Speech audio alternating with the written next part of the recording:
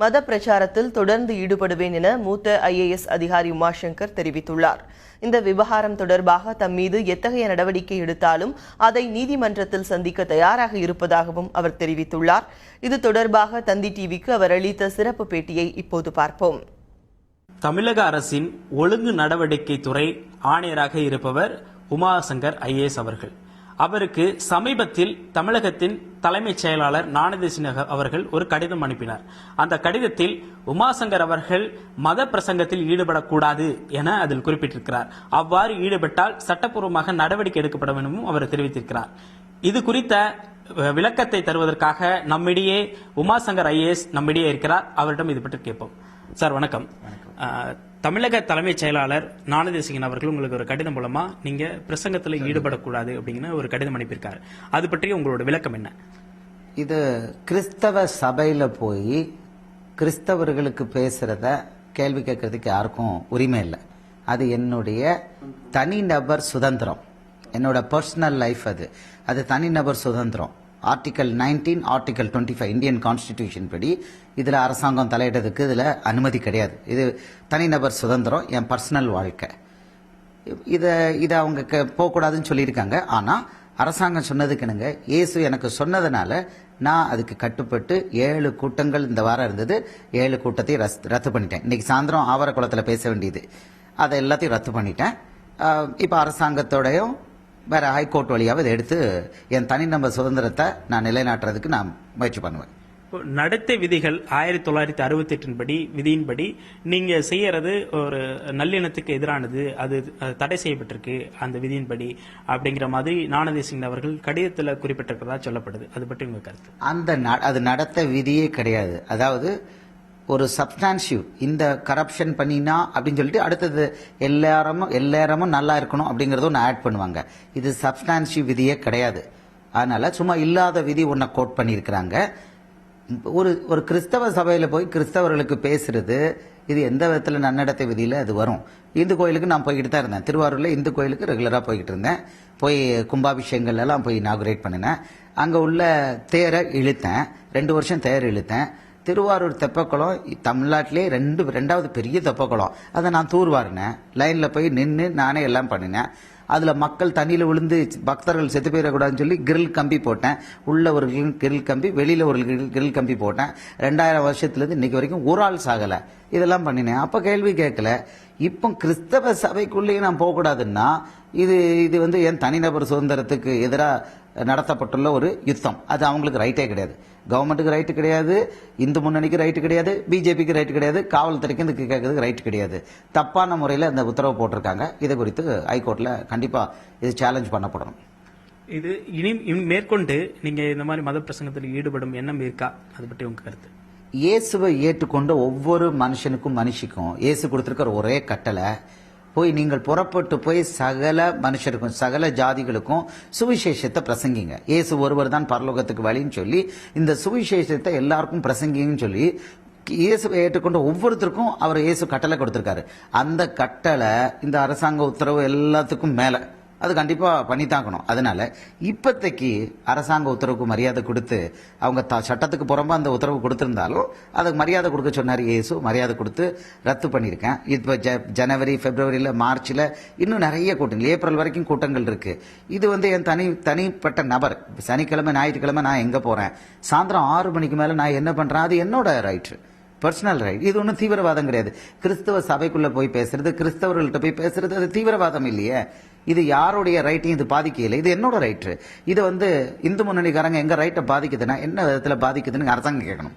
என்ன விதத்துல அது பாதிக்குது? பிஜேபிக்காரங்க 3 முறை, இந்து முன்னணி பிஜேபிக்காரங்க 3 முறை என்ன கொலை பண்ண பார்த்திருக்காங்க. இது நாகப்பட்டினம் மாவட்டத்தில் செப்டம்பர் 8ஆம் தேதி கல்லெறிஞ்சு கொல்ல பார்த்தாங்க. கடந்த ஆண்டு ஆகஸ்ட் 10ஆம் தேதி 2014 லெவிஞ்சிபுரம்ங்கிற சிஎஸ்சி சபையில நான் பேசிட்டு வரும்போது திருக்குறங்குடிங்கிற இடத்துல இந்து முன்னணியர் போலீஸ் காவலை மீறி என் மேல பெரிய பாறாங்கல்ல போட்டாங்க. காரை உடைச்சிட்டு அது உள்ள வந்தது. எனக்கு உயிர் பழைச்சது ஒன்னாகல. இந்து முன்னணிக்காரங்களை 3 பேரை அரெஸ்ட் பண்ணாங்க. அடுத்தது இந்த ஆண்டு இப்ப எழுதியிருக்காங்களே 16ஆம் தேதி ஏதோ பண்ணிவிட்டானு, இந்த 16ஆம் தேதி 6 பேர் மோட்டார் பைக்ல மோட்டார் பைக்ல வெரைட்டி சினிமா ஸ்டைல்ல வெரைட்டி என் காரை கல்லெறிஞ்சாங்க. எஸ்பி முன்னாலே அதை ஆரம்பிச்சாங்க, கல்லெறிய ஆரம்பிச்சாங்க. யாரும் எனக்கு பாதுகாப்பு கொடுக்கல. நான் கேட்கிறேன், எனக்கு நான் கல்லெறிஞ்சு கொல்லப்படுற அளவுக்கு அவங்களுக்கு எதிராக நான் என்ன செஞ்சேன்? நான் அவங்களுடைய இந்து டெம்பிள்ல போய் பேசினேன்னா, இல்லைன்னா அவங்கள பத்தி நான் கெட்டத்தனமா பேசினேன்னா? ஒண்ணுமே பண்ணலையே.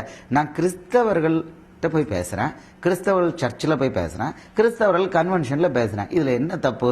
எல்லாம் அரசியல் சட்டத்துல எனக்கு முழு ரைட் இருக்கு. இந்து முன்னணி கேட்க முடியாது, அரசாங்கம் கேட்க முடியாது, RSS கேட்க முடியாது, ஒருத்தரும் இதுல கேள்வியை கேட்க முடியாது. என்னோட தனிப்பட்ட சுதந்திரம். இத தப்பான முறையில் இப்படி பண்ணிட்டாங்க, ஒரு தடை உத்தரவு போட்டிருக்காங்க. இதை அவங்களுக்கு நம்ம புரிய வைப்போம். நீங்க கிறிஸ்தவ மத பிரச்சாரத்தில் ஈடுபடுறீங்க, மத மாற்றத்தில் ஈடுபடுறீங்கன்னு ஒரு குற்றச்சாட்டு வைக்கிறாங்க. அது பற்றி உங்க கருத்து?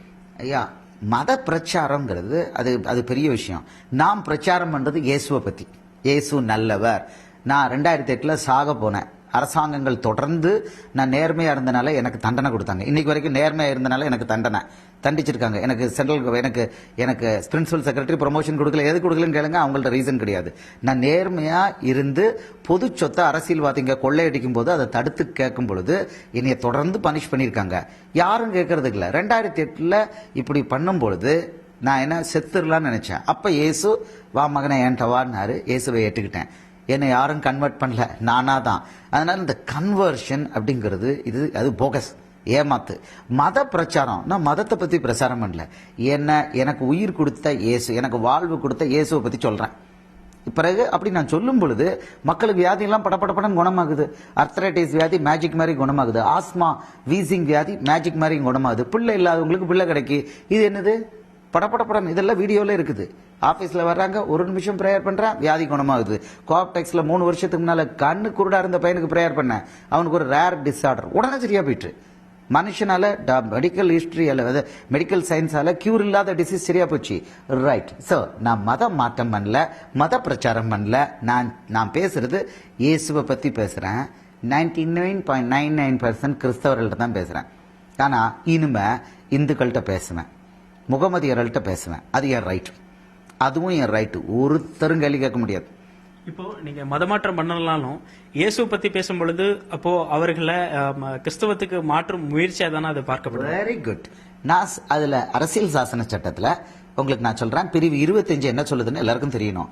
பிரிவு 25 அரசியல் சாசனம் என்ன சொல்லுதுன்னா, இந்தியாவில் உள்ள ஒரு மனுஷி எந்த மதத்தையும் பின்பற்றலாம், எந்த மதத்தையும் பரப்பலாம். அப்படின்னா மதம் மாற்றம் பண்ணலாம். You understand? மத மாட்டம் பிராத்தல் இல்ல. இவங்க எல்லாம் பார்க்கும் பொழுது மத மாட்டம் என்னமோ விபச்சாரம். அவன் எல்லாம் முடிச்சுட்டு ஒரு நாளைக்கு 1க்கு 10 மனைவி வச்சுட்டு அலையினான். ஆமா, அது அசிங்கம். ஆனா மத மாற்றம் இந்தியன் கான்ஸ்டிடியூஷன்ல, இந்திய அரசியல் சாசன சட்டத்துல அலோட். ஆர்டிகல் 25ல நீங்க மதத்தை பிரச்சாரம் பண்ணலாம், எங்கேயும் பிரச்சாரம் பண்ணலாம், அது அலோடு. இது கூடாதுன்னு சொல்றதுக்கு யாரும் கிடையாது. எஸ், நான் இயேசுவை பத்தி பேசுறேன், அது பேசத்தான் செய்வேன். கிறிஸ்தவர்களிடையே பேசினேன். இப்போ நான் இனிமே இந்துக்களிடையும் பேசுவேன், முகமதியர்களிடையும் பேசுவேன். அதெல்லாம் தப்பே கிடையாது, நான் பேசுவேன். இது அனுமதிக்கப்பட்டுள்ளது. இதுல இந்திய அரசியல் சாசன சட்டத்துல எனக்கு கொடுக்கப்பட்டுள்ள தனி நபர் சுதந்திரம். இதுல யாரும் தலையிட முடியாது. மேற்கொண்டும் பிரசங்கத்தில் ஈடுபடுவான்னு சொல்றீங்க. இந்த நேரத்தில் தலைமைச் செயலாளர் உங்களுக்கு கடிதம் அனுப்பியிருக்கிறார், ஒரு உத்தரவிட்டிருக்காரு, இது போல விஷயங்கள் ஈடுபடக்கூடாதுன்னு. இந்த விஷயத்தை சட்டப்பூர்வமா நீங்க எப்படி அணுகிருக்கீங்க? இது தலைமைச் செயலருக்கோ மாநில அரசாங்கத்துக்கோ மத்திய அரசாங்கத்துக்கோ இதுல பவர் கிடையாது. நாம் போய் சபையில போய் பேசக்கூடாது. கிறிஸ்தவ சபையில போய் CSI சபையில நேற்று காலையில பேச வேண்டியது, இன்னைக்கு காலையில பேச வேண்டியது. நேற்று காலையில ஏஜி ஸ்ரீவைகுண்டம், அடுத்த சபை ஏஜி சமயபுரம், ஏஜி சாயல்புரம், சாயந்தரம் திருநெல்வேலி, தூத்துக்குடியில CSI சர்ச், 3 சர்ச்சில் நேற்று பேச வேண்டியது. இன்னைக்கு காலையில CSI மகாராஜ நகர், சாயந்தரம் இப்ப ஆவரக்குளத்துல கன்வென்ஷன் பேச வேண்டியது. இது அவ்வளவு தடப்பட்டிருக்கு. ரைட். நான் பேசுவேன், எல்லா பக்கமும் நான் போய் பேசத்தான் செய்வேன். இது என்னோட ரைட். இப்ப இருக்கிறத நான் சட்டப்பூர்வமா எனது அரசாங்கமும் என்னைய கொலை செய்ய முயற்சி பண்ண ஆளுகளும் ஒன்னா சேர்ந்திருக்காங்க.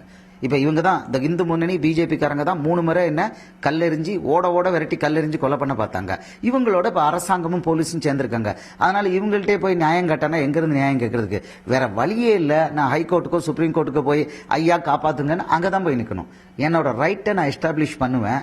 நான் சின்ன பாப்பா இல்ல, நான் ஜூனியர் ஐஏஎஸ் ஆஃபீஸரும் இல்லை, நான் 24-25 வருஷம் வேலை பார்க்குற சீனியர் ஐஏஎஸ் ஆஃபீஸர். ஆமாம், அதனால இந்த குழந்தைத்தனமான ஜோலி கூடாது. நான் என் ரைட்டை தெரிஞ்ச ஆளு, என் ரைட்டை கண்டிப்பாக எக்ஸசைஸ் பண்ணுவேன். ப்ளஸ் தமிழ்நாட்டில் உள்ள கிறிஸ்தவர்களுக்கும் முகமதியர்களுக்கும் இந்துக்களுக்கும் நான் என்ன பேசுறேன்னு கேட்க வேண்டியது அது அவங்க ரைட்டு. இந்துக்களுக்கும் நான் என்ன பேசுறேன், இயேசுவை பத்தி நான் என்ன சொல்றேன்னு கேட்கறது அவங்க ரைட்டு. அதை கவர்மெண்ட் தடுக்க முடியாது. முகமதிய சகோதர சகோதரிகள் நான் என்ன பேசுறேன், இயேசு பத்தி பேசுறேன்னு கேட்கணும்னு விருப்பப்பட்டாங்கன்னா அது எப்படி கவர்மெண்ட் தடுக்க முடியும்? இன்னைக்கு இந்துக்கள் கூப்பிட்டாலும் போய் பேசுவேன், முகமதியர்கள் கூப்பிட்டாலும் போய் பேசுவேன். Yes, I will do that. இது என்ன விதத்துல அடுத்தவங்க ரைட்ஸை பாதிக்குது?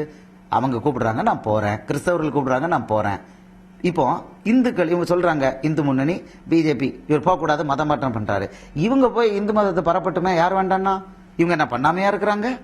இதுக்கு கர்வா பசின்னு நிலைமை பண்றாங்களே, நான் அந்த மாதிரியா பண்றேன்? நீங்க போய் மதம் மாற்றம் பண்ணுங்க. இல்லைன்னா என்கிட்டே வந்து பேசுங்க, எங்க வீட்டிலேயே நான் இடம் தரேன், என்னை இந்துவா கன்வெர்ட் பண்ண நீங்க முயற்சி பண்ணுங்களேன். நான் வெல்கம் பண்றேன். உங்களுக்கு காஃபி கொடுக்குறேன், பிரியாணி கொடுக்குறேன், வாங்க வெஜ் நான்வெஜ் சாப்பாடு தரேன், என் வீட்டுக்கு வாங்க, என்ன நீங்க மதம் மாற்றம் பண்ண முயற்சி பண்ணுங்க நான் சொல்றேன். ஸோ உங்களுக்கு தில் இருந்தா நீங்களும் போய் மதம் மாற்றம் பண்ணுங்க. நான் இயேசுவை பத்தி பேசுற மாதிரி நீங்க உங்க கடவுள்களை பத்தி பேசுங்க. நான் போய்கிட்டு இருந்தேன், கலெக்டரா இருக்கும்போது நான் போய்கிட்டு இருந்தேன், இது மாதிரி நீங்க போங்க. யாரும் தடுக்கல. இது உங்க ரைட்டு, இது என்னோட ரைட்டு. உங்க ரைட்டை உங்களுக்குள்ள வச்சுக்கோங்க, என் ரைட்டை எனக்குள்ள வச்சுக்கோங்க. இதை தான் நான் சொல்றேன்.